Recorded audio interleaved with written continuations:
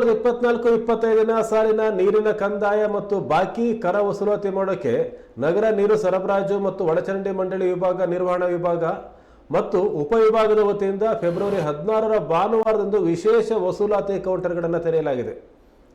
ಶಿವಮೊಗ್ಗದಲ್ಲಿ ಈ ವಸೂಲಾತಿ ಕೌಂಟರ್ಗಳನ್ನು ತೆರೆಯಲಾಗಿದೆ.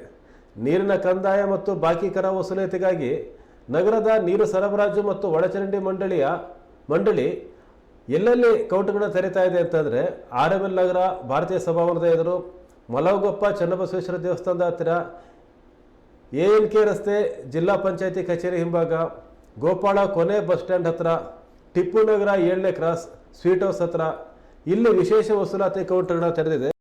ನೀರಿನ ಖಾತೆದಾರರು ಮತ್ತು ಬಾಕಿ ಉಳಿಸ್ಕೊಂಡಿರೋರು ನೀರಿನ ಕಂದಾಯವನ್ನು ಪಾವತಿಸದೇ ಇದ್ದರೆ ನೀರಿನ ಸಂಪರ್ಕವನ್ನು ಕಡಿತಗೊಳಿಸಲಾಗುವುದು ಅಂತ ಕರ್ನಾಟಕ ನಗರ ನೀರು ಸರಬರಾಜು ಮತ್ತು ಒಳಚರಂಡಿ ಮಂಡಳಿಯ ಸಹಾಯಕ ಕಾರ್ಯಪಾಲಕ ಅಭಿಯಂತರರು ಪ್ರಕಟಣೆ ಮೂಲಕ ಎಚ್ಚರಿಕೆ ಕೊಟ್ಟಿದ್ದಾರೆ.